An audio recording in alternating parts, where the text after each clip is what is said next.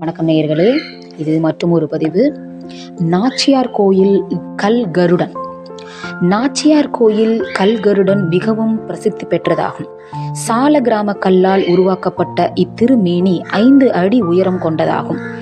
ஆண்டிற்கு இருமுறை இந்த கருட வாகனத்தில் உற்சவமூர்த்தி எடுத்துச் செல்லப்படுகின்றார்.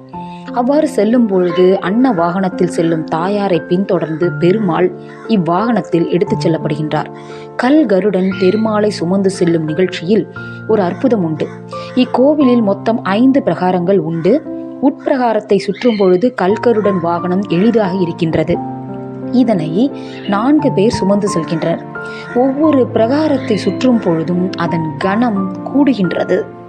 2வது பிரகாரம் 8 பேராலும், 3வது பிரகாரம் 16 பேராலும், 4வது பிரகாரம் 32 பேராலும், 5வது பிரகாரம் 64 பேராலும் சுமந்து செல்லப்படுகிறது. இக்கோயிலை விட்டு வெளியே வந்து திருவீதிகளை வலம் வரும் பொழுது 128 பேர் இப்பல்லக்கினை சுமந்து வருகின்றனர். திருவீதிகளில் அன்ன வாகனத்தில் பவனி வரும் தாயார் 16 பேரால் மெதுவாக சுமந்து வலம் வருகின்றாள்.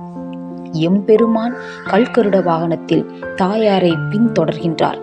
அப்பொழுது திருவீதி உலா வரும் கருடனின் மேனியில் வியர்வை துளிர்ப்பதை பக்தர்களால் காண முடியும். இந்த அற்புத காட்சியை ஆண்டிற்கு இருமுறை பக்தர்கள் காண இயலும். கல்கருடன் ஒரு வரப்பிரசாதியாகும். தொடர்ந்து 7 வியாழக்கிழமைகளில் கருடனை வழிபட்டு வந்தால் சகலவிதமான தோஷங்களும் நிவர்த்தியாகும் என்பது ஐதீகம். எண்ணற்ற நாகதோஷமுடைய ஆண் பெண்கள் தோஷம் நீங்கி திருமண பாக்கியமும் புத்தி பேரும் அடைந்துள்ளனர். வணக்கம் நேயர்களே.